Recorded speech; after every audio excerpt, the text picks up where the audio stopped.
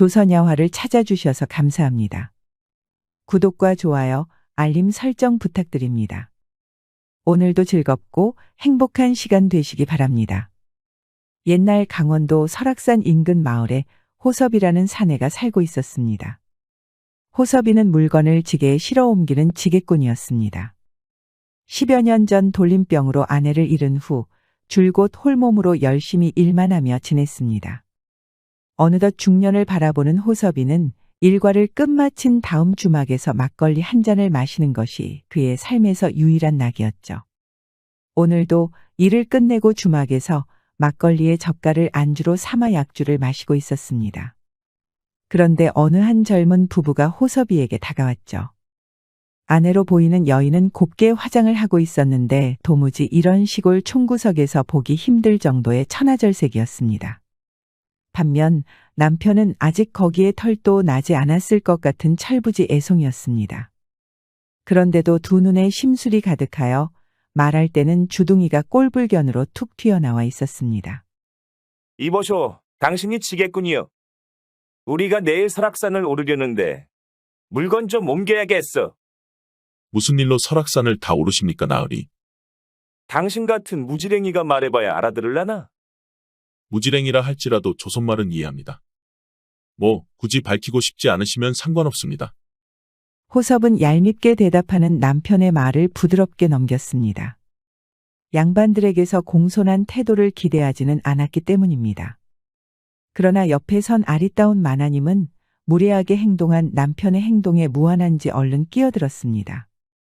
남편이 취미로 그림을 그리는데 설악산 절경을 담고 싶어서 왔어요. 물건들이 좀 많아서 지게꾼이 필요하더라고요.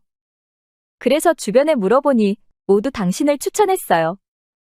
산길을 평지처럼 걷고 아무리 무거운 짐도 안전하게 옮기신다면서요? 과찬입니다, 마님. 내일 딱히 다른 일이 없으니 가능합니다요. 대가리가 나쁘면 몸이라도 건강한 법이지. 좋아, 보아하니 힘께나 쓰게 생겼는데 잘만 옮기면 내후하게 쳐주겠네? 대신 올랐는데 먹이 벼루가 깨졌거나 물을 흘린다면 아주 혼쭐을 낼 걸세. 걱정 마십시오, 나으리. 내일 그러면 주막 앞에서 해가 떠오를 시각에 뵙도록 하지요. 자네 같은 늑다리 천 것은 꼭 두새벽에 일어나는 것이 일상이겠다만 나는 아침잠이 많네. 그러니 정오에 봅세. 그러시면 산에 오르다가 금방 어두워집니다. 설악산 산세가 그리 편하지는 않아서 빨리 오르기 힘들 겁니다. 이거 원 말귀를 못 알아쳐듣네. 그럼 됐네. 다른 사람 알아보지. 여보, 이분 말씀도 일리가 있어요. 다른 지게꾼들도 아마 비슷하게 말할 거예요. 그러지 마시고 내일 좀 일찍 일어나죠. 시끄러워. 어딜 남편이 하는 일에 이러쿵 저러쿵 딴소리야. 얄미운 남편은 그런 여인의 뺨을 세차게 후려쳤습니다. 그 모습에 호섭이는 어이가 없었습니다. 무엇보다 저리 아름답고 착한 아내를 막대하는 꼴을 보고 있자니 속이 뒤틀렸지요. 남편이 몇 번 더 여인을 때리려고 손을 들자 호섭이는 남편의 손목을 탁 붙잡았습니다. 진정하시지요, 나으리. 그러면 제가 더 좋은 지게꾼을 소개시켜드리겠습니다. 뭐 줬어? 너는 일단 돌아가면 보자. 호섭이는 남편을 진정시키고 다른 지게꾼을 소개시켜준 후 주막을 나왔습니다. 한바탕 소란이 있었기 때문에 술맛이 뚝 떨어져 버렸거든요. 그러고 다음 날이 되었습니다. 일감이 없어서 호섭이는 집안일을 하고 휴식을 취하고 있었습니다. 그런데 갑자기 누군가 호섭이의 집 앞에서 크게 소리를 지르는 겁니다. 나가보니 호섭이가 소개시켜준 지게꾼이었죠. 이복의 호섭이. 자네가 소개시켜준 양반 말이야. 아이고, 아주 야단스러워서 도저히 일을 못하겠네. 미안하지만 자네가 다시 좀 데려가게.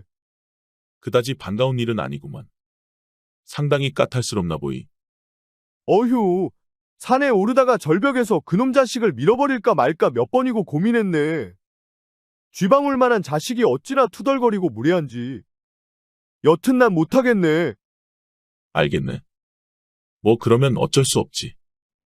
호섭이는 지게를 짊어지고 두 부부가 묵고 있는 주막으로 갔습니다. 마님의 이름은 예진이었고 건방진 남편의 이름은 정우였습니다. 이미 시간은 정오에 가까웠는데 아주 바쁘게 산에 올라야 할 판이었죠.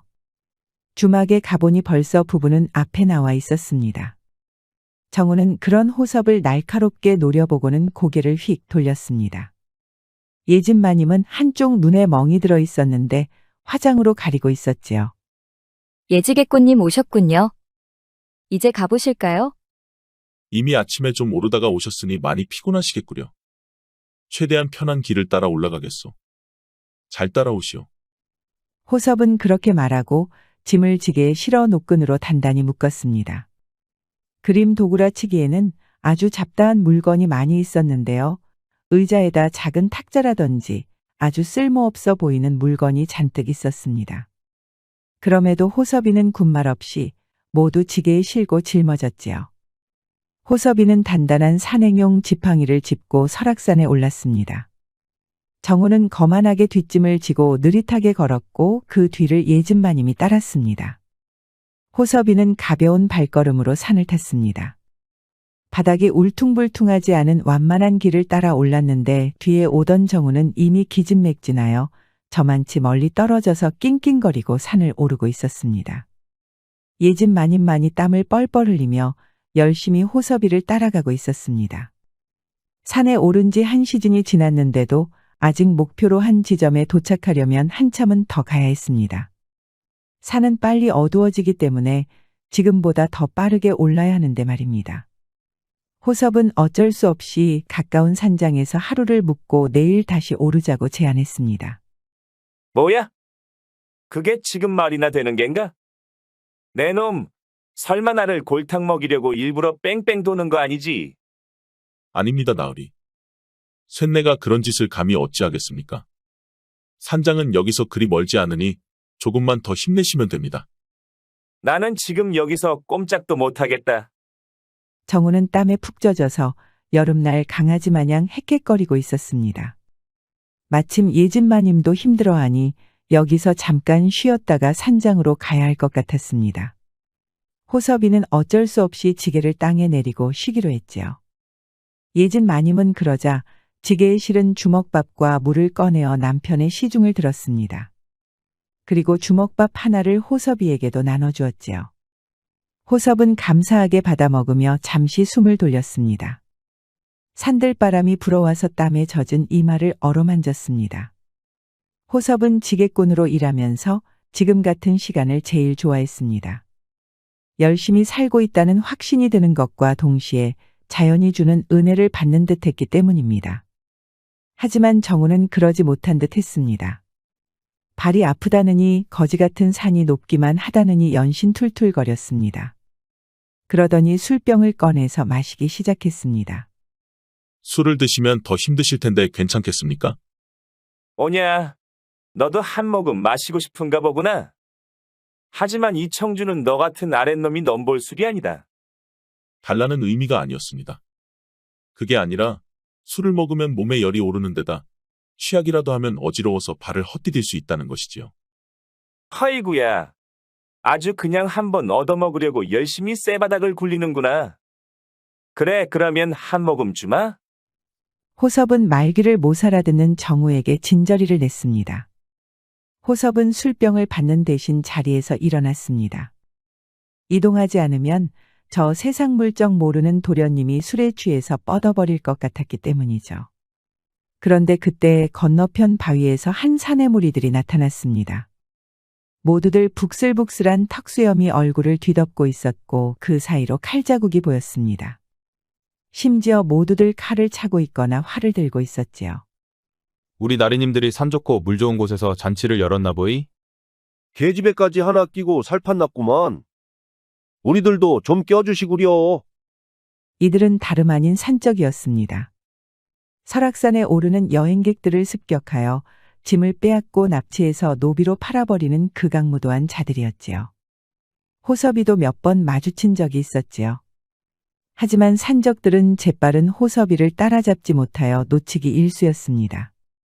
그러나 지금 호섭이는 홀몸이 아니라 정우와 예진마님이 함께였습니다. 때문에 달아나려야 달아날 수가 없는 상황이었죠. 니시오 당신들은? 누구긴 우리는 여기 산주인이요. 댁들은 우리 허락도 받지 않고 아주 놀자판을 벌려놓으셨구려. 산의 주인이 어디 있어? 우리 나리님이 분위기 파악이 되지 않으시나 보구만. 좋소. 그러면 눈치 없는 우리 나리님을 위해 단도직입적으로 말하겠소. 살고 싶으면 가지고 있는 물건 다 내놓으시오. 산적들은 낄낄거리며 허리춤에 찬 검을 꺼내들었습니다. 다들 하나 같이 거짓골을 하고 있는 주제에 검은 반뜩반뜩 잘 손질해놔서 햇빛을 받아 섬뜩하게 빛나고 있었습니다. 정우는 이를 보자 숨이 넘어가며 벌벌 떨었습니다. 알겠소. 가지고 있는 걸 다 내놓으면 목숨만은 살려주시겠지요? 하이구야, 눈치도 없고 짱구도 못 굴리니 이걸 어쩌면 좋겠어. 저기 있는 처자는 당연히 여기에 두고 가야지. 희야, 어디서 이런 아리따운 마님이 누추한 곳에 찾아오셨대? 한 산적이 예진 마님을 가리키며 침을 꼴딱꼴딱 삼켰습니다. 예진 마님은 그런 징그러운 눈빛에 어깨를 떨며 눈을 내리깔았습니다.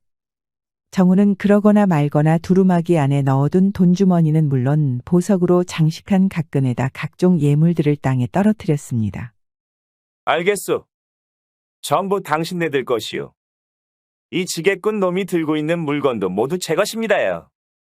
모든 것을 다 가져가셔도 좋으니 살려주시오. 이제야 좀 똘똘하게 말하는 구만. 좋아, 너는 보내주마. 지게꾼 놈아, 내 놈도 어서 지게에 든 물건을 모두 내려놓거라. 호섭이도 순순히 산적의 말을 들었습니다. 산적들은 흡족해하며 손을 휘휘 저었습니다. 그러자 정우는 아내를 데려가려고 하는 노력을 보이지도 않은 채 홀로 주랭랑을 쳤습니다. 하지만 호섭이는 그 자리에서 우두커니 서 있었습니다. 이에 산적들이 검을 호섭이의 목에 들이대며 으르장을 내놓았지요. 못하느냐? 이놈! 기어코 피를 보고 싶은 게냐? 물건은 모두 가져가도 좋소. 하지만 여기 있는 불쌍한 마님의 털럭 하나라도 손을 건든다면 나도 가만히 있지 않겠소. 얼씨구 이놈 보게. 그러자 산적 하나가 예진마님의 허리를 잡아채더니 어깨에 둘러매버리는 거 아닙니까? 예진마님은 가냘픈 비명을 지르며 버둥거렸지만 억센 산적의 소나귀에 들어가서 소용없었습니다. 잡았다. 어쩔래? 당신 큰 실수하셨소. 호섭이는 그렇게 말하자마자 짚고 있던 지팡이를 번개같이 찔렀습니다. 그러자 예진마님을 들쳐맸던 산적이 코를 감싸쥐고 뒤로 벌러덩 낮아빠졌지요. 다른 산적들은 호섭이의 번개 같은 움직임을 제대로 보지도 못했습니다. 호섭이가 지팡이를 창처럼 찔러 산적의 코뼈와 앞니를 으스러뜨린 것입니다. 산적들이 성난 함성을 지르며 검을 휘둘렀습니다. 호섭이는 그런 산적들의 검격을 가볍게 피하면서 지팡이로 검을 쥔 산적들의 손을 후려쳤습니다. 산적 하나가 새된 비명을 지르며 팔을 움켜쥐었습니다. 딱 한 대만 맞았는데 팔이 부러진 것입니다. 호섭이는 그렇게 산적들의 팔이나 정강이를 때리면서 요리조리 피해 다녔습니다. 그러자 산적들은 아예 무리를 지어서 한 번에 호섭이에게 덤벼들 작정이었지요. 아무리 호섭이의 싸움 실력이 출중해도 떼거지로 달려들면 어찌할 바가 없었습니다. 결국 호섭이는 소매를 탁 걷어 올리더니 옆에 있던 바위를 하나 들어 올렸습니다. 그제야 산적들은 아연실색하며 겁을 집어먹었습니다. 이놈, 지게꾼 주제에 보통 내기가 아니다. 이런 놈이 도대체 여기에 왜 있는 거야? 도망가자. 결국 산적들은 꼬랑지를 말고 냅다 도망쳐버렸습니다. 호섭이는 그러고 바닥에 쓰러져서 못 일어나는 예진마님을 부축해 일으켜 주었죠. 예진마님은 눈물범벅이 되어 있었습니다. 많이 놀라셨나 보구려. 아니요, 그저 남편에게 이렇게 헌신짝처럼 버림받은 것이 서러워서 그래요. 이 자리에 없는 사람 험담하기는 좀 그렇소만 나리는 그리 썩 괜찮은 사람 같지는 않더구만요. 예진마님은 호섭이의 말에 딸꾹질까지 하면서 울음을 터뜨렸습니다. 하지만 벌써 해는 떨어지기 시작했고 어서 하룻밤 잘 곳을 찾아야 했습니다. 마침 비까지 내리기 시작해서 한시가 급했지요. 호섭이는 예진마님을 다독이며 인근 산장으로 향했지요. 산장이라고 해봐야 초라한 초가삼단이었습니다. 그러나 비와 바람을 막아주기만 해도 충분했습니다. 호섭이는 빠르게 자리를 정리하고 바닥에 대충 드러누웠습니다.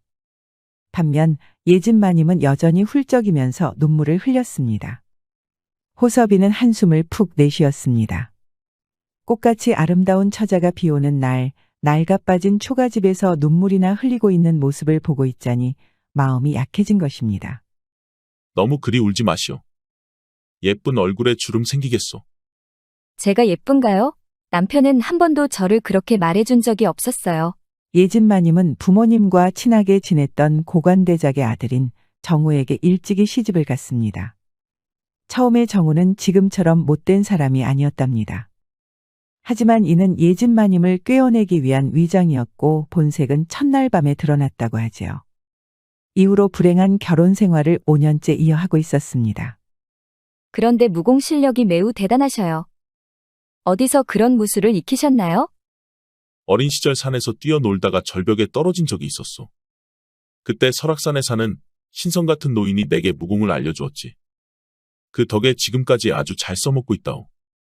호섭과 예진마님은 빗소리를 배경으로 도란도란 이야기를 나눴습니다. 그런데 이렇게 이야기를 나누고 있자니 예진마님이 너무나도 불쌍해 보였습니다. 호섭이는 부드럽게 예진마님의 등을 두드리며 위로했습니다. 내려가면 처가로 돌아가서 이 모든 사실을 알리시지요. 제 아무리 남편이 하늘과 같다고 하지만 어찌 손찌검 많은 남자와 함께 살 수 있겠소. 저는 지게꽃님처럼 다정한 사람이 그리웠답니다. 예진마님은 그러면서 와락 호섭이의 품에 안겼습니다. 하지만 호섭은 그런 예진마님을 안아주지 못했습니다. 남편이 아무리 못된 작자라 할지라도 유부녀에게, 그것도 높은 날이 집안 마나님에게 손을 댈 수 없는 법이었습니다. 호섭이는 부드럽게 예진마님을 밀어내며 너무 늦었으니 어서 눈을 붙이라고 말했습니다. 예진마님은 그러자 아기처럼 고개를 끄덕이고 곧바로 잠에 들었지요. 다음 날 아침 비는 그쳤고 호섭이와 예진마님 곧바로 산을 내려갔습니다. 그런데 설악산 산 입구에 사람들이 바글바글한 것입니다. 보아하니 바로 포졸들이었습니다. 그리고 그 안에는 산적들에게 둘러싸였을 때 먼저 꽁지가 빠져라 도망친 정우가 있었습니다. 저놈이요. 저놈이 산적과 결탁해서 내 아내를 납치한 놈이요. 정우는 지게꾼 호섭이를 가리키며 소리쳤습니다. 이게 도대체 무슨 일인고 하니 정우는 먼저 주랭랑을 쳐놓고 호섭이에게 누명을 씌운 것입니다. 호섭이는 영문을 모른 채 포졸들에게 결박당했습니다. 예진마님이 목 놓아 울부짖으며 아니라고 말해도 소용없었습니다. 이 망할 여편네가 딴 남자랑 놀아나더니 아주 정신이 나가버렸구나. 정우는 오히려 그런 예진마님을 사람들이 보는 앞에서 후드려 패고 발로 밟기까지 했습니다. 호섭이는 결박당한 상태에서 이를 지켜보자 피가 거꾸로 솟는 기분이 들었지요. 아무리 그래도 사랑하는 아내를 걱정하지는 못할 망정 이렇게 창피를 주면서 손찌검을 하다니요. 그러나 이미 호섭이는 포졸들에게 잡혀서 옥에 갇히고 말았습니다. 양반나리의 아내와 불륜을 저지른 죄로 다음날 아침 처형당할 상황이었지요. 호섭이는 칼에 찬 채로 깊은 생각에 잠겼습니다. 어차피 아내 없이 오랜 기간 살아온 비루한 인생. 언제 어떻게 끝나도 미련은 없었습니다. 하지만 그 불쌍한 예진마님이 무례배 인간 쓰레기인 남편 정우에게 평생 잡혀서 고초를 치를 것을 생각하니 절로 치가 떨렸습니다. 그러나 이대로면 꼼짝없이 다음날 목이 달아나게 생겼습니다. 호섭이는 후회했습니다. 산장에서 예진마님을 데리고 설악산을 넘어 멀리 떠나버렸으면 이런 일을 겪지 않았을 테니까요. 그렇게 고민에 빠져 있는데 누군가 살금살금 호섭이가 갇힌 옥으로 다가왔습니다. 이는 처음 정우와 예진마님의 일을 맡았던 동료 지게꾼이었습니다. 그는 자기가 일을 못하겠다고 호섭이에게 돌려준 바람에 이런 일이 발생했다고 죄책감을 느끼고 있었습니다. 하여 지게꾼 동료들과 협력해 몰래 호섭이를 빼주려고 새벽에 숨어 들어온 것이지요. 이보게, 정신 차리게. 어서 여기서 나가세나. 이러다가는 큰일 나네. 나는 사형받아서 죽을 목숨이지만 자네들은 어쩌려고 그러는가? 나는 이제 신물이 나네. 탁월한 신분으로 우리를 아래껏 취급하면서 모질게 구는 저 더러운 윗것들 말일세. 자네도 그 건방진 놈에게 누명을 썼지 않았나. 분명 좋은 마음에 목숨을 걸고 아내를 도왔을 텐데 불륜으로 사형을 받으면 얼마나 억울한가? 나라면 죽어서도 구천을 떠돌 걸세. 그러니 나와 함께 나가세. 지게꾼은 호섭이를 데리고 옥을 빠져나왔습니다. 밖으로 나와 보니 설악산에서 물건을 옮기는 지게꾼들이 모두 모여 있었습니다.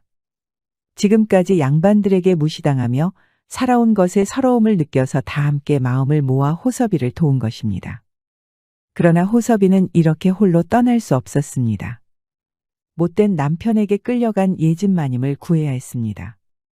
지게꾼들은 말렸지만 호섭이는 이미 마음을 굳혔지요. 지게꾼들도 그러지 굳은 결심을 한 얼굴로 눈빛을 주고 받았습니다. 깊은 밤 지게꾼 무리들이 예진마님과 정우가 묵고 있는 주막으로 몰려갔습니다. 호섭이는 지팡이 하나를 들고 방을 쳐들어갔지요.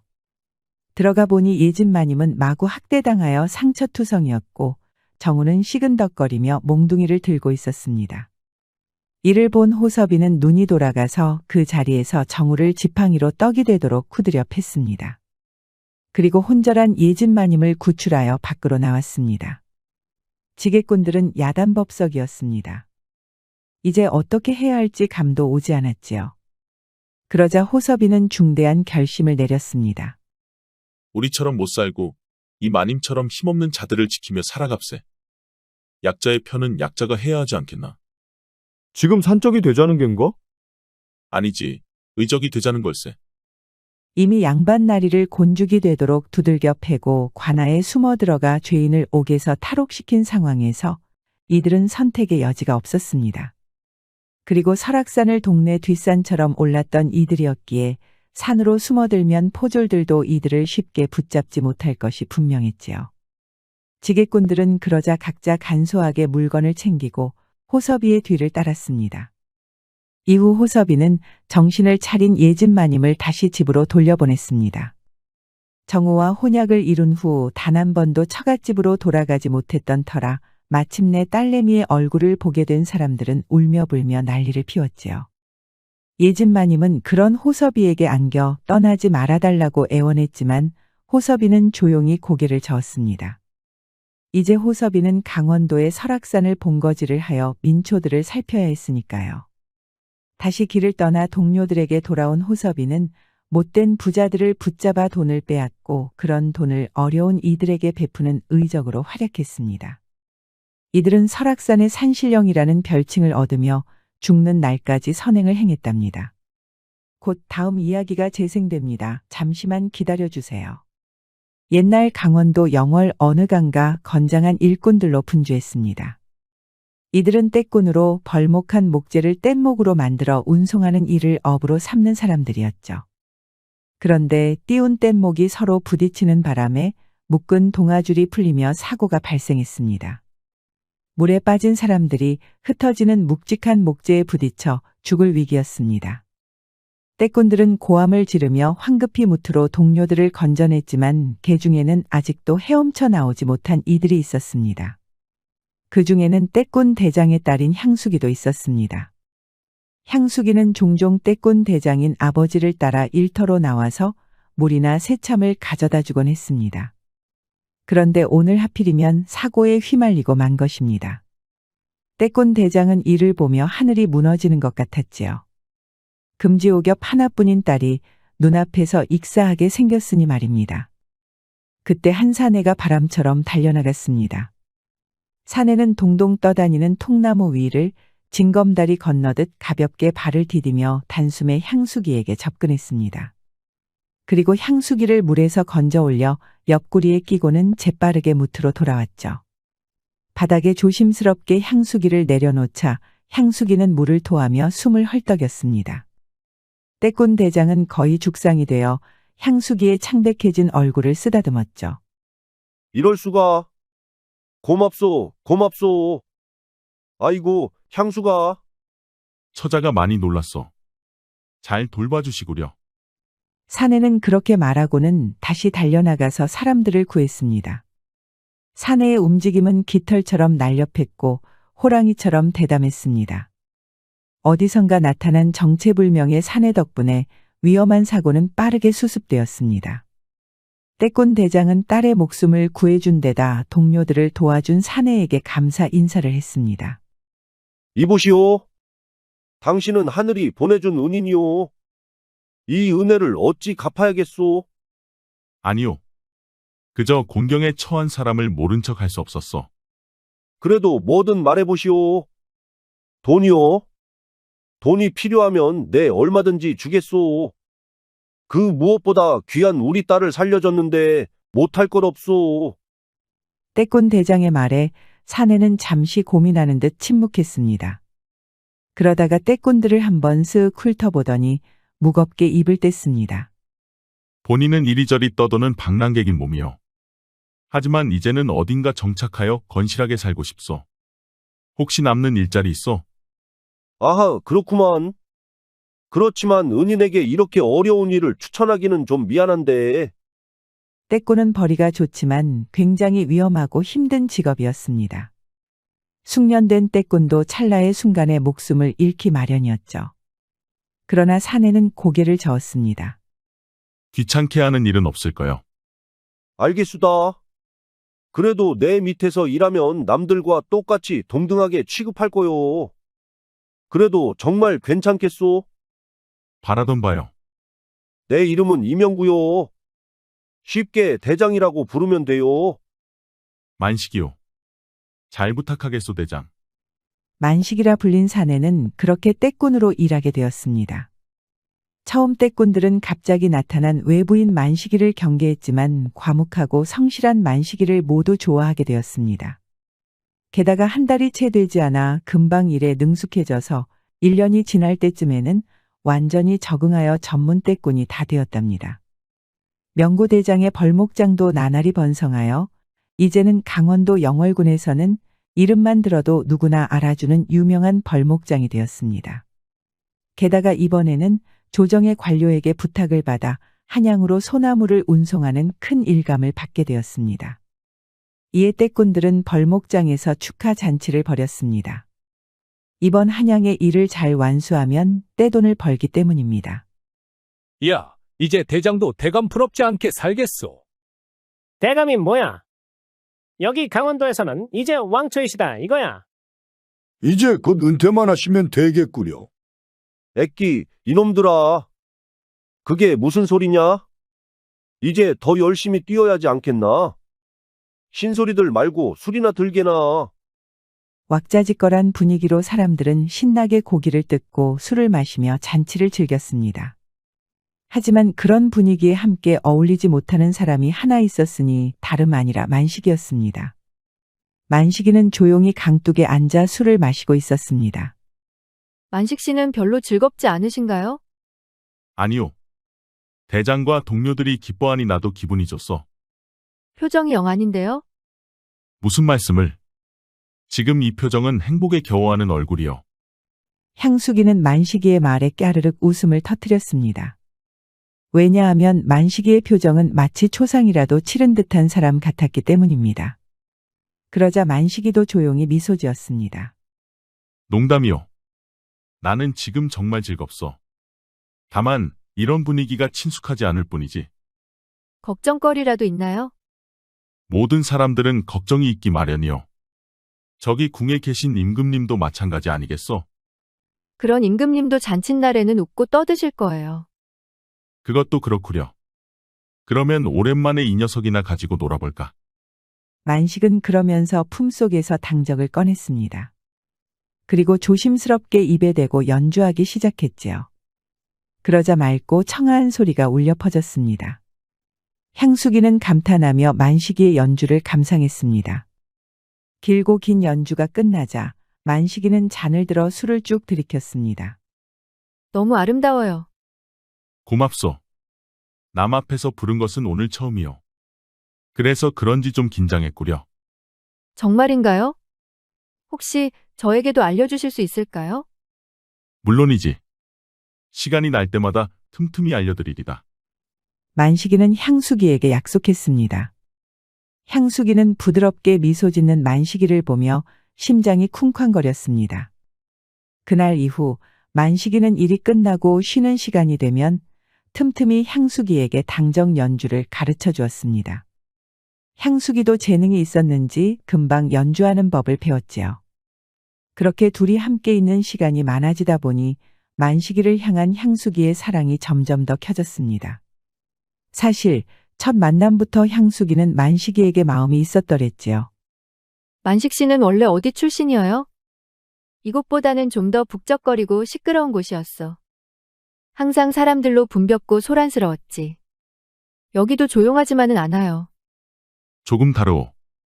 이곳에는 따뜻한 활기가 넘쳐나지. 내가 있던 곳은 악의와 욕심이 부글부글 끓는 가마솥 같은 곳이었어. 만식이는 그렇게 말하면서 조금 슬픈 눈을 하고 있었습니다. 향수기는 그 눈을 보는 순간 심장이 콩닥콩닥 뛰었습니다. 그리고 참지 못하고 만식이의 입에 풋풋한 입맞춤을 하였습니다. 만식이는 조금 놀란 눈으로 향수기를 바라봤습니다. 이곳을 좋아하는 만큼 저도 좋아해 줄래요? 만식이는 향수기의 물음에 다시 입맞춤으로 대답했습니다. 그리고 강하게 향수기를 끌어안았습니다. 둘은 고요한 강가를 배경으로 뜨거운 사랑을 나눴죠. 향수기에게는 만식이는 첫사랑이었고 첫 경험이었답니다.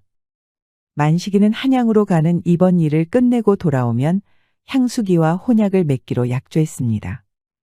그리고 향수기의 지아비인 만식 대장에게도 허락을 받기로 했습니다. 한양으로 목재를 운송하는 작업의 준비가 막바지에 가까워지고 있었습니다.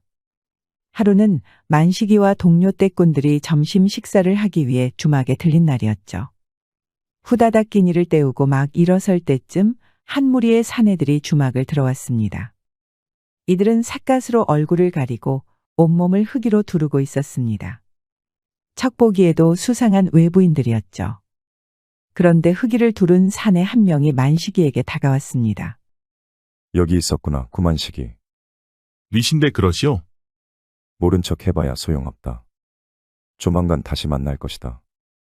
만식이는 모른 체하며 퉁명스럽게 대답했지만 흙이를 두른 사내는 그렇게 말하고 자리를 떠났습니다.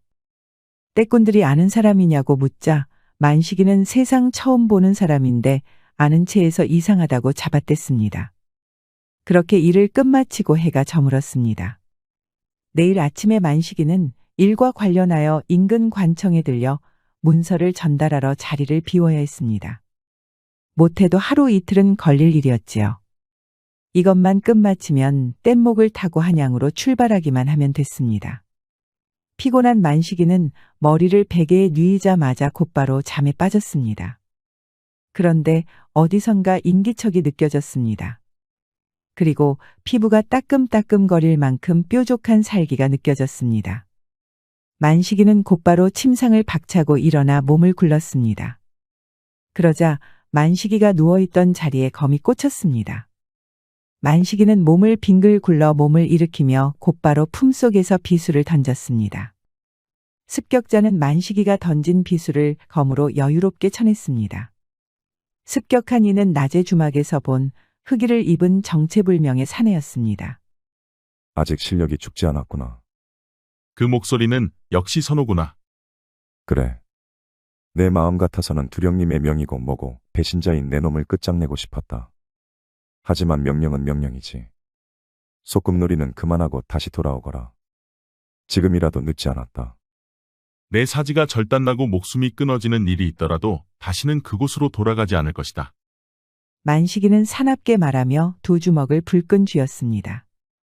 그러자 흑의의 사내는 낮은 목소리로 웃었습니다. 그리고 조용히 검을 칼집에 집어넣었습니다. 나도 실은 내 놈이 돌아오지 않기를 바랬다. 하지만 기억해라. 한번 흑운령은 영원한 흑운령이라는 것을. 선호라 불린 암살자는 그리 말하고 그림자 속으로 몸을 밀어넣었습니다. 그러자 눈 깜짝할 사이에 사라져버렸습니다. 만식이는 한숨을 푹 내쉬었습니다. 버리고 싶었던 과거가 다시 그를 찾아왔으니 말이죠. 실은 만식이는 암살 조직의 출신이었습니다. 심지어 두령의 오른팔인 이인자로 타고난 칼잡이였지요. 그리고 선호라는 자는 만식이의 자리를 두고 경쟁했던 옛 동료였습니다. 만식이는 태어났을 때부터 검을 잡고 암살수를 훈련받았습니다. 그렇지만 나이가 찰수록 그런 삶의 염증을 느끼고 도망쳐 나온 것이었습니다. 만식이는 불안에 떨며 잠을 설쳤습니다. 그리고 곧 아침해가 떠올랐죠. 만식이는 급하게 준비를 마치고 옆 마을 관청으로 향했습니다. 최대한 빨리 일을 끝내고 돌아와야 했기 때문입니다. 잠깐 자리를 비운 사이에 무슨 일이 벌어질지 몰랐으니까요. 만식이는 3일은 걸릴 일을 하루 만에 끝마치고 이튿날 서둘러 벌목장으로 돌아왔습니다. 그렇지만 만식이가 보게 된 것은 처참하게 살해당한 동료들의 사체였습니다. 만식이는 순간 하늘이 무너지는 것 같았습니다. 이게 도대체 어떻게 된 거야? 이복에 정신 차리게. 습격을 당했네. 대장님도 죽었어. 만식이 자네라도 어서 도망치게. 향수기는 어찌 되었나? 동료는 제 말을 잊지 못하고 숨을 거두었습니다. 만식이는 반쯤 미친 사람이 되어 달렸습니다. 사방에는 죽은 동료들의 시체가 널려 있었습니다. 그리고 흑울령의 암살자들이 칼을 빼들고 서 있었습니다.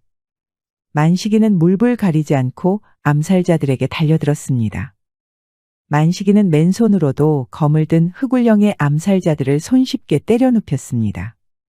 그들은 화가 머리끝까지 난 만식이의 상대가 되지 못했습니다. 만식이는 향수기의 이름을 불렀지만 대답은 들리지 않았습니다. 그보다 더 많은 흑운령의 암살자들이 몰려나왔죠. 그 중에는 선호도 있었습니다. 만식이는 두 눈이 뒤집혀 선호에게 달려들었습니다. 하지만 다른 조물애기들과 달리 선호에게는 감정을 앞세운 허섭한 공격이 통하지 않았습니다. 선호는 만식이의 공격을 침착하게 피하고는 단숨에 검을 휘둘러 만식이를 베었습니다. 만식이는 선호의 공격에 크게 상처 입었지만 쓰러지지 않았습니다.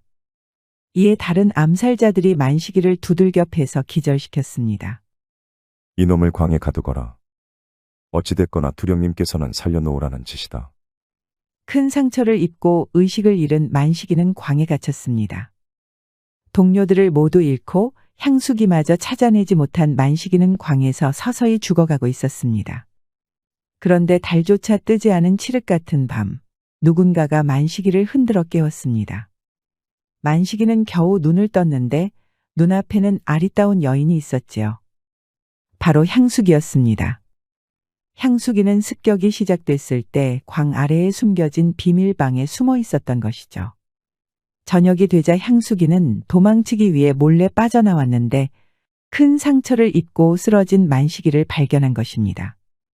만식이는 향수기를 보자 쓰러지던 불꽃에 다시 불이 붙었습니다. 향수기는 그런 만식이를 부축하여 벌목장을 빠져나왔습니다. 어린 시절부터 벌목장에서 자랐던 향수기는 암살자들의 눈을 피해 은밀하게 이동할 수 있었기 때문입니다.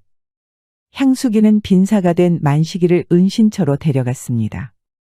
만식이는 일주일이나 지나서야 겨우 정신을 차릴 수 있었습니다. 정신을 차린 만식이는 이 모든 사건이 자기 때문에 벌어졌다며 용서를 구했습니다. 향수기는 어째서 그것이 만식이 탓이냐며 목 놓아 울었지요. 만식이는 향수기의 용서에 반드시 흑운령들에게 복수할 것이라고 맹세했습니다. 이에 향수기는 만식이가 기절하고 있는 동안 있었던 일을 설명해 주었습니다. 이는 정말 깜짝 놀랄 소식이었습니다. 흑운령들은 만식 씨가 아니었어도 우리를 해치려고 했어요. 왕을 암살하기 위해 떼꾼으로 위장하여 한양으로 숨어 들어갈 계획이었거든요. 그 말이 참말이요. 그렇다면 지금 이렇게 시간을 버리고 있을 수 없어. 저도 같이 갈 거예요. 아버님의 복수를 제 손으로 하고 말겠어요. 너무 위험하오. 그보다 이 소식을 금이부에 알려야 하오. 아니요. 저는 이미 마음을 먹었답니다. 그리고 만식 씨 홀로 뗏목을 타고 떠난 놈들의 뒤를 어떻게 쫓겠어요? 향수기는 뗏목을 운전하는 솜씨가 떼꾼들 중 가장 뛰어났습니다. 확실히 벌써 일주일이나 거리가 벌어졌는데 그들을 쫓기 위해서라면 향수기의 힘이 필요했습니다. 만식이는 마지못해 향수기의 제안을 승낙하여 흑운령들을 뒤쫓기 위한 준비를 하였습니다. 먼저 만식이는 산속에 묻어뒀던 자신의 장비를 챙겼습니다. 흑운령의 2인자 시절 차고 다녔던 검 2자루, 암풍과 음어였습니다. 검날에 특수 처리한 금속을 덧대어 빛에 반사되지 않아 칠흑 같았고 소름 끼치도록 날카로운 명검이었죠. 향수기와 만식이는 뗏목을 타고 흑운령을 추적했습니다. 흑운령은 무시무시한 살수 집단이었지만 타고난 떼꾼에 비해 뗏목을 조종하는 솜씨는 다소 부족했지요. 향수기와 만식이보다 훨씬 먼저 출발했지만 금방 따라잡을 수 있었습니다. 만식이는 늦은 밤이 되자 물에 뛰어들었습니다. 그리고 흑운령이 있는 뗏목으로 소리 없이 헤엄쳐 접근했습니다. 흑운령의 졸개들은 불침번을 서며 경계하고 있었지만 살수 집단의 2인자였던 만식이에게는 소용이 없었습니다. 만식이는 손을 뻗어 경계병들을 물에 빠뜨리고는 목을 부러뜨렸습니다. 그렇게 만식이는 흑운령이 타고 있는 뗏목 하나를 하룻밤 만에 모두 전멸시켜버렸습니다. 앞서 가던 다른 흑운령들은 따라오던 뗏목 3대가 통째로 사라지고 나서야 무슨 일이 벌어졌는지 눈치챌 수 있었습니다. 만식이다.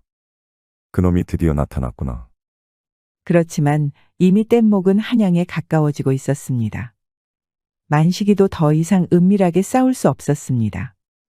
만식이는 자신이 탄 뗏목에 불을 지르고 그대로 선호가 탄 뗏목을 들이박았습니다. 그러자 불이 흑운령이 탄 뗏목으로 옮겨 붙어버렸지요. 그 사이 당황한 흑운령 졸개들은 만식이의 2자루 검에 의해 추풍낙엽처럼 쓸려나갔습니다. 이놈 선호야. 내 놈의 저승사자가 여기 왔다.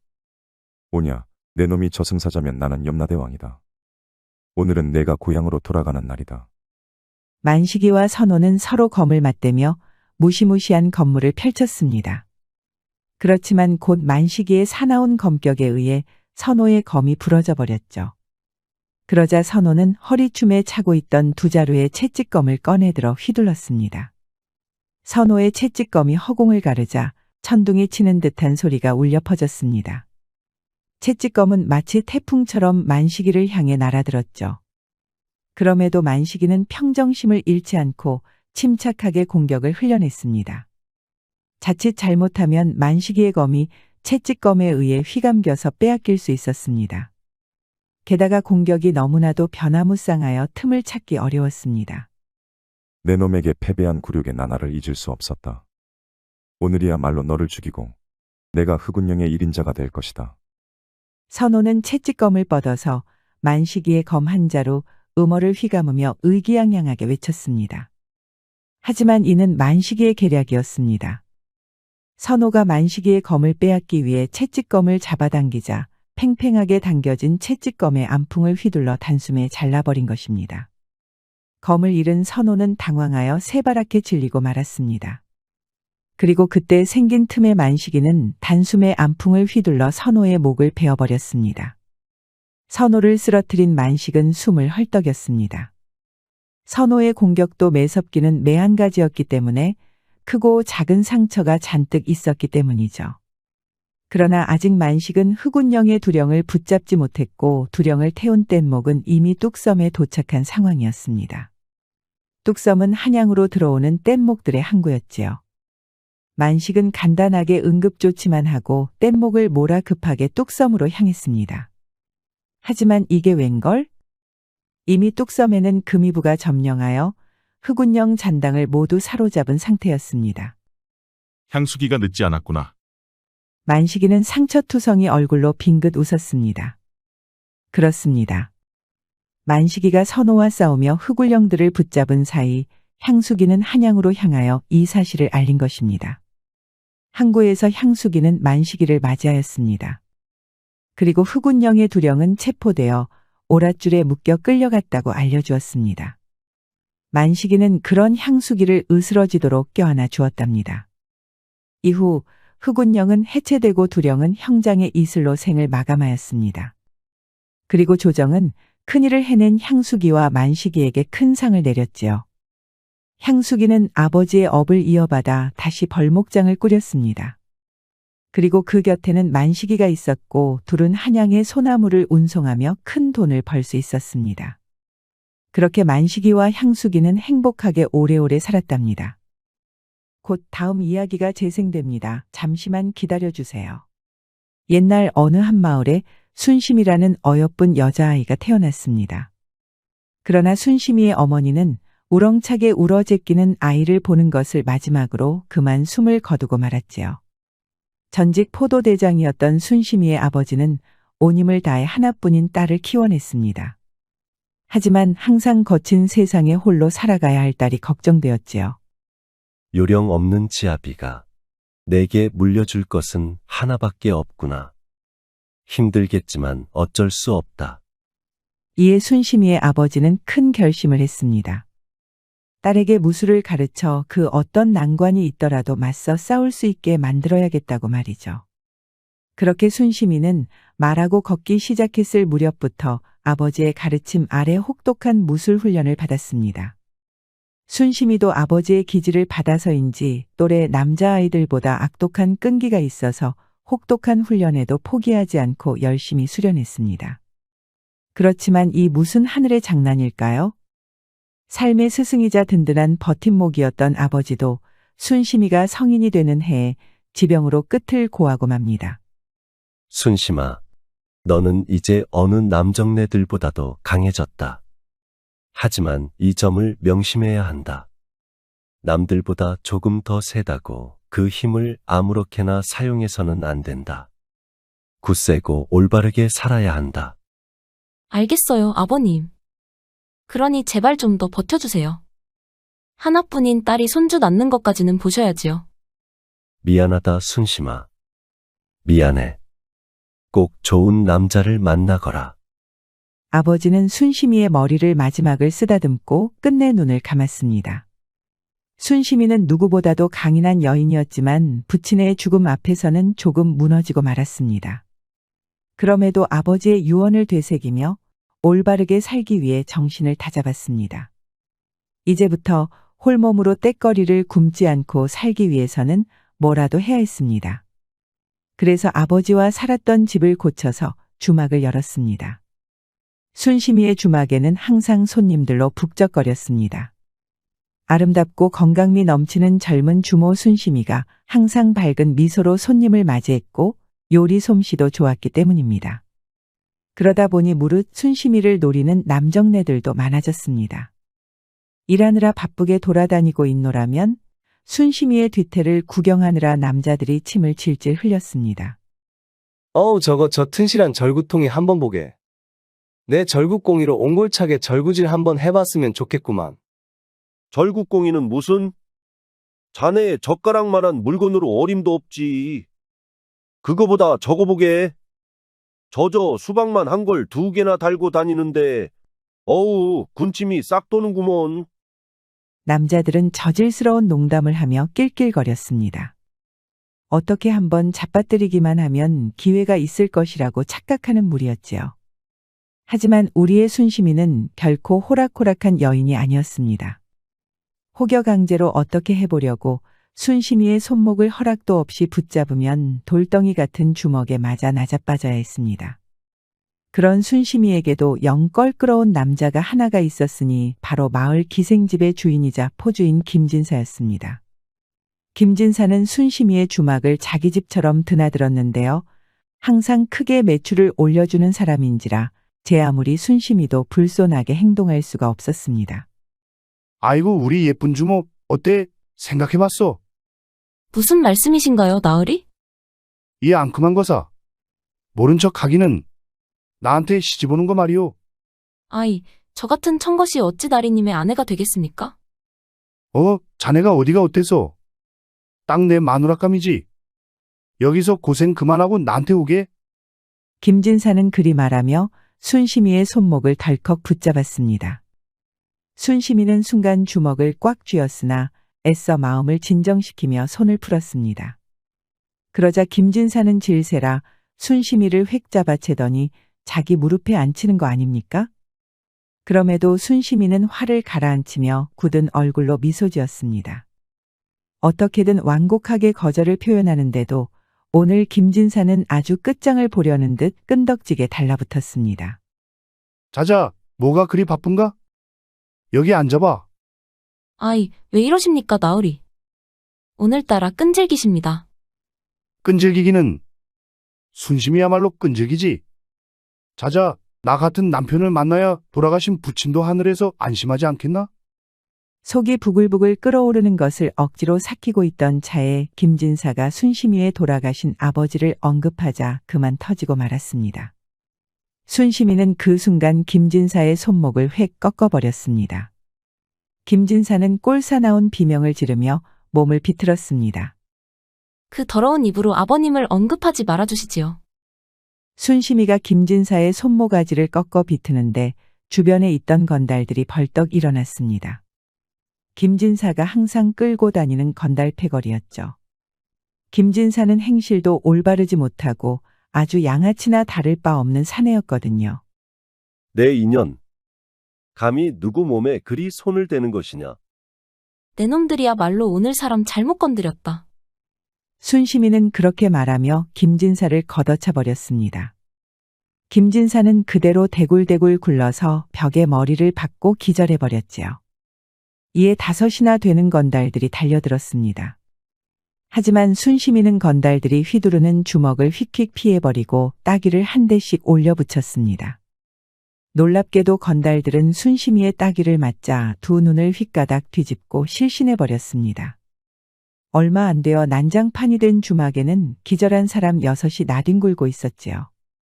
순심이는 한숨을 내쉬고 축 늘어진 건달과 김진사를 밖으로 끌어내고 찬물을 끼얹었답니다. 포졸에 신고하기 전에 당장 썩 꺼지세요. 다음에도 또 이렇게 찾아오면 가만두지 않겠어요. 지금까지 예뻐해주고 오냐오냐 해줬더니 건방지기 이를 데 없구나. 오냐 두고 보자. 김진사는 그런 순심이에게 악담을 퍼부으며 엉거주 추막에 주랭랑쳤습니다. 그런 모습이 퍽이나 우스워서 이를 지켜보던 구경꾼들도 웃음을 터뜨렸습니다. 소라는 일단락되었지만 엉망이 된 주막을 뒷정리해야 했습니다. 집기와 그릇이 깨져서 물건을 사러 저잣거리에 가야 할 판이었죠. 순심이는 조금 후회가 됐습니다. 화를 참지 못하고 폭력을 사용한 것은 현명한 방식이 아니었을 수도 있었습니다. 그러나 아버님을 언급한 것은 정말 용서 못할 일이었지요. 순심이는 조금 침울해진 채 저잣거리에서 장을 봤습니다. 부서진 집기뿐만 아니라 다음날 요리 재료도 잔뜩 사서 두 손 한가득 안고 돌아가야 했지요. 그런데 거지 하나가 동네 왈패들에게 둘러싸여 있는 것을 발견했습니다. 여기가 어디라고 감히 구걸을 하고 있어? 누구 허락받고 우리 구역에서 동냥질이야? 보아하니 동네 왈패들이 신입 거지에게 텃세를 부리는 것 같았습니다. 순심이는 모른 채 하고 길을 가려고 했습니다. 그들은 그들만의 규칙이 있는 법이고 순심이가 굳이 끼어들어서 화를 입을 필요는 없었으니까요. 이놈 보게? 생각보다 그릇이 엽전으로 가득하구나. 거지 중에서는 제일 부자일세? 제발 한 번만 봐주십시오. 밥을 못 먹은 지 좋기 나흘은 되었소. 알겠소. 돈은 가져가시오. 대신 뭐라도 좋으니 먹을 거라도 좀 주십시오. 오냐, 먹을 거 줘야지. 여기 주먹감자 맛 좀 보거라. 그러더니 왈패들이 거지를 흠씬 두들겨 패는 것입니다. 그런데 조금 정도가 심하였습니다. 저렇게 밟히다가는 이 자리에서 세상 하직하게 생겼습니다. 순심이는 한숨을 내쉬었습니다. 이를 못 본 척하고 넘어가다가는 돌아가신 아버님에게 면목이 없게 생겼습니다. 이보시오, 적당히들 하시지요. 이미 혼은 충분히 낸 것 같은데요. 뭐야 이 계집년은? 어이구. 반반하게 생긴 것이 사내 품이 그립나 보이? 어디 보자. 어이구야 지아비가 누군지 몰라도 아주 훌륭한 딸년을 낳으셨구만. 순심이가 말리자 왈패들은 그런 순심이를 보며 희낙낙하며 희롱했습니다. 그리고 결국 건드리지 말아야 할 것을 건드리고 말았지요. 순심이는 아버지를 들먹이는 소리를 듣자마자 양손에 든 짐을 탁바닥에 놓고 곧바로 왈패의 낭심을 걷어차 버렸습니다. 낭심을 걷어차인 왈패는 거품을 물면서 그대로 바닥에 주저앉았습니다. 그러는 사이 순심이는 번개같이 접근해서 왈패의 멱살과 허리춤을 잡아 바닥에 매다 꽂아버렸습니다. 본디 씨름판에서 보이는 매치기를 일반 흙바닥에 해버렸으니 왈패는 죽은 개구리 마냥 사지를 쭉 뻗고 기절해버렸지요. 순심이는 손바닥을 탁탁 털고는 바닥에 쓰러진 거지를 깨웠습니다. 거지는 눈을 껌뻑껌뻑이며 영문을 몰라하고 있었습니다. 퍼뜩 일어나시구랴. 그리고 저 짐이나 좀 들어서 도와주쇼. 오늘 초상치를 뻔했는데 내 덕에 목숨 건졌으니 그 정도는 충분히 할 수 있겠지. 순심이는 그러면서 큼지막한 짐 하나를 거지에게 내밀었습니다. 거지는 군말 없이 순심이의 짐을 들었습니다. 순심이 말대로 도움이 없었으면 정말 죽을 뻔했기 때문입니다. 정말 고맙소. 내 이름은 이문재요. 이럽수다. 내 이름은 순심이요. 저기까지만 가면 되니까 힘 좀 써보쇼. 윤재는 정말 제대로 못 먹었는지 바짝 골아 있었는데 순심이의 짐을 옮기는데도 진땀을 뻘뻘 흘렸습니다. 그렇게 우여곡절 끝에 주막으로 돌아왔습니다. 윤재는 순심이에게 다시 한번 더 감사 인사를 하고 떠나려고 했지요. 그러자 순심이가 윤재를 잡았습니다. 짐 들어준 것도 인연인데 밥이나 자시고 가쇼. 뭐 나흘이나 아무것도 못 먹었다 하지 않았소. 여기 정리만 좀 더 도와주면 내 한 그릇 내어드리지. 정말 그래도 되겠소. 이거 참 면목 없는데. 어허, 사내 새끼가 뭐 그리 패기가 없소? 알겠으면 어서 움직입시다. 윤재는 순심이를 도와 가게를 정리했습니다. 그러자 순심이는 얼른 고깃국을 말아서 국밥을 윤재에게 주었지요.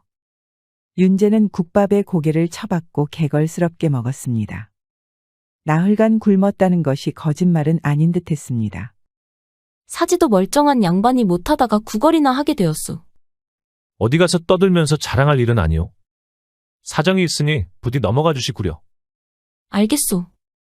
그러면 적당히 밥 먹고 오늘은 하루 쉬고 가시오. 짐도 들어주고 정리도 도왔으니 말이오. 대신 밥 다 먹으면 좀 씻으시오. 아주 냄새가 나서 못 봐주겠소. 순심이는 그리 말하고 자리에서 일어났습니다. 워낙에 일이 많았던 하루라 땀으로 몸이 끈적거려서 씻고 싶었습니다. 윤재는 감사 인사를 하고 마저 밥을 먹었습니다. 그러고는 순심이가 돌아오기를 가만히 기다렸는데 한참을 있어도 오지 않는 것입니다. 씻고 어디를 가셨나? 그러면 이제 나도 목욕을 좀 해야겠다. 소시적에는 하루라도 씻지 않으면 큰일이 나는 줄 알았는데 거렁뱅이 오래 생활을 하다 보니 일주일은 넘게 씻지 않아도 아무렇지도 않았습니다. 하지만 더럽다는 면박을 들어서 충격받은 윤재는 빨리 깨끗이 씻고 싶었습니다. 윤재는 대충 어림짐작으로 욕실을 찾았습니다. 그리고 미닫이 문을 열어젖혔는데 안에는 알몸으로 나무욕탕에 들어가 있는 순심이가 있는 것입니다. 모락모락 피어오르는 김 때문에 잘 보이지 않았지만 아름다운 굴곡진 몸매에 넋이 나갔습니다. 이윽고 화들짝 놀란 윤재는 당황하면서 눈을 가렸습니다. 허이구야, 그래도 꼴의 사내라고 음탕한 구석이 있구려? 뭐 들어오시구려? 나도 거의 끝나서 나갈 참이었소. 그게 무슨 소리요? 남녀가 유별한데 내 어찌 그런 짓을 저지르겠소. 일단 사과하오. 내가 부주의했소. 뭘 그리 당황하시오. 물이나 아낄 겸 후딱 들어와서 씻으시오. 그렇게 나가려는 판에 순심이가 조롱박에 물을 한 바가지 퍼서 윤재에게 끼얹었습니다. 윤재는 물에 빠진 생쥐꼴이 되어 씻을 수밖에 없었지요. 하지만 씻는 내내 바닥만 보면서 시선을 어디에 둘지 몰라 했습니다. 그런 모습이 퍽이나 귀여웠던 순심이는 어째 윤재가 마음에 들었습니다. 둘은 우여곡절 끝에 씻는 것을 끝내고 나왔습니다. 그런데 순심이는 깨끗이 씻은 윤재를 보고 깜짝 놀라고 말았습니다. 아니, 이렇게 잘생기고 멀끔한 청년이 있을까? 꾀죄죄할 때는 몰라보았는데 지금 보니 너무나도 잘생긴 청년이었습니다. 순심이는 살아생전 이리 잘생긴 청년은 본 적이 없었습니다. 그러고 나니 방금 알몸으로 같이 씻었던 것이 떠올라 왠지 부끄러워졌습니다. 하지만 순심이는 윤재에게 한눈에 반해버려서 하룻밤 재워서 내일 보내기가 아쉬웠습니다. 그래서 잠이 들 시간이 되자 순심이는 윤재에게 갈 곳이 없으면 여기 함께 지내면서 일을 도와주는 것이 어떠냐고 제안했습니다. 윤재는 처음에는 미안해서 거절했지만 실제로 갈 곳이 없었기 때문에 순심이의 제안에 모시겨 수락했습니다. 그렇게 둘의 동거가 시작되었습니다. 윤재는 처음에는 잡이라는 것에 어색해했으나 순심이가 한번 일하는 것을 보이면 곧잘 따라서 능숙히 해내었습니다. 게다가 잘생긴 청년이 주막에서 일하자 마을에 소문이 돌아서 아낙네들이 주막에 들리는 경우가 빈번해졌습니다. 김진사를 쫓아내고 소문이 돌아서 한동안 주막의 발길이 끊어졌는데 윤재 덕에 다시 주막에 활기가 돌기 시작한 겁니다. 그런 윤재를 보는 순심이의 마음은 무언가 몽글몽글한 것이 터질 듯이 답답했습니다. 보고 있기만 해도 좋았고 함께 얼굴을 마주하고 있노라면 얼굴이 붉어져서 금방 고개를 숙이고는 했지요. 처녀였던 순심이는 이것이 사랑이라는 것을 한참을 지나서야 깨달을 수 있었지요.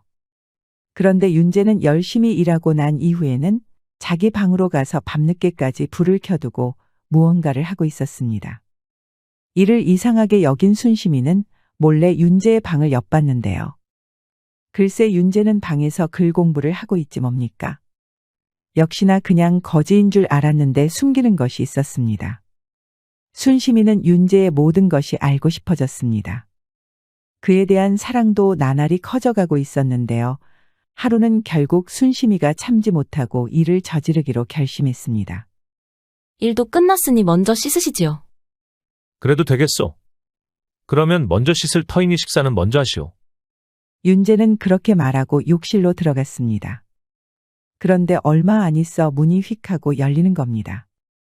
깜짝 놀란 윤재가 엉거주춤하게 중요 부위를 가리고 있는데 순심이가 알몸으로 김이 서린 욕실로 들어왔습니다. 실례하겄소. 오늘 손님이 많아서 고생 꽤나 한 것 같은데 내 등 좀 밀어드리리다. 아니 그게 무슨 소리요. 그것보다 어서 나가시오. 에이, 우리가 하루 이틀 본 사이도 아닌데 팍팍하게 그러지 마시구랴. 그러면서 순심이가 은근슬쩍 윤재에게 밀어붙이는데 윤재는 아주 환장할 노릇이었습니다. 이미 아랫도리에 피가 쏠려서 터질 듯이 부풀었습니다. 이를 순심이가 모를 리가 없었습니다. 등을 밀어주는 척하다가 곧바로 몽둥이를 확 움켜쥐고 거사를 치러버린 것입니다. 윤재는 저항도 못하고 순심이와 사랑을 나눴습니다. 사실 윤재도 내심 순심이가 마음에 들어 있었는데 절호의 기회나 마찬가지였습니다.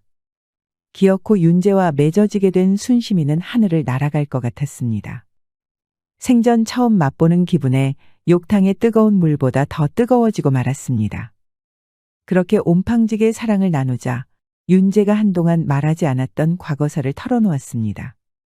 실은 명문가 집안의 자제였는데 조정의 예속 논쟁에 휘말리는 바람에 가문이 쫄딱 망해버렸고 알거지가 된 것입니다. 배운 것이라고는 글 공부뿐이었기에 떃거리를 찾지도 못하고 거리에 내앉아 구걸이나 하고 있었던 차에 순심이를 만나게 된 것이지요. 실은 내일 아침 나는 떠나려고 했소. 과거 시험을 보러 한양에 올라가 봐야 하거든. 그러지 말고 나랑 여기서 같이 삽시다. 그깟 벼슬이 뭐라고 그러시는 거요. 아니요. 내 그간 얻은 은혜를 갚기 위해서라도 반드시 급제하고 말겠소. 윤재는 반드시 합격하고야 말겠다고 마음을 굳힌 상태였죠.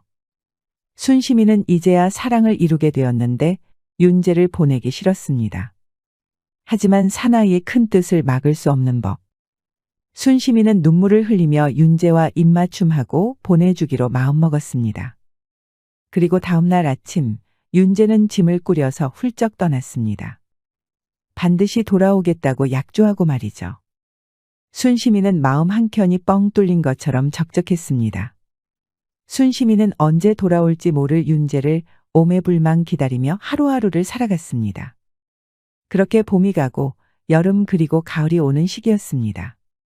이제 오나 내일 오나 주막 밖에 사람이 오면 화들짝 놀라 지켜보던 나날이었습니다.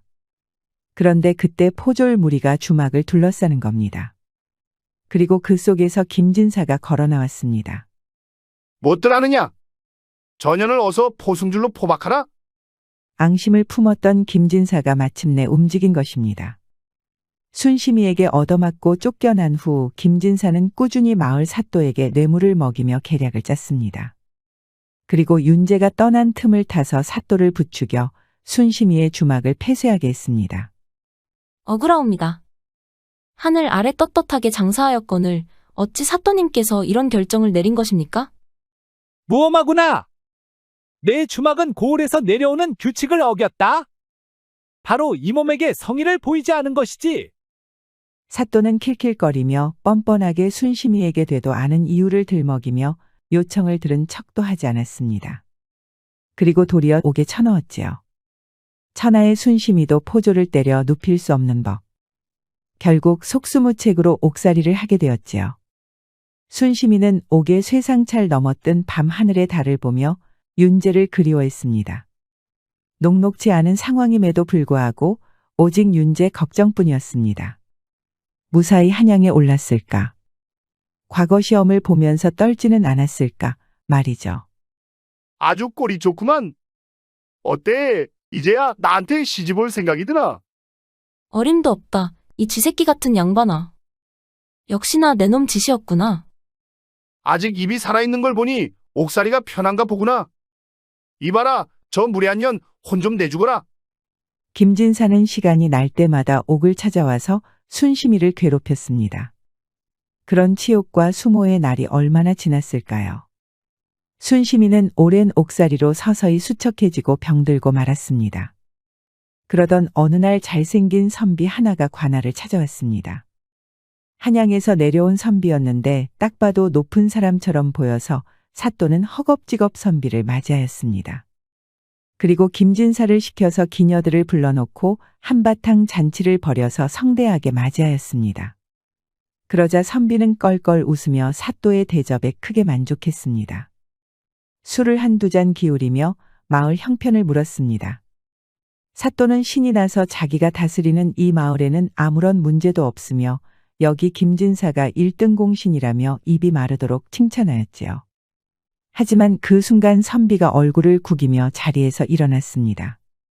그리고는 술상에 무언가 묵직한 것을 탁하고 던졌는데 사또는 무언고하고 살펴보니 이럴 수가 이는 다름 아닌 암행어사의 마패였습니다. 사또라는 자가 죄 없는 여인을 겁박하고 뇌물을 먹고서는 대낮부터 관아를 기생집 마냥 사용하고 있구나. 그러면서 무어라? 그렇습니다.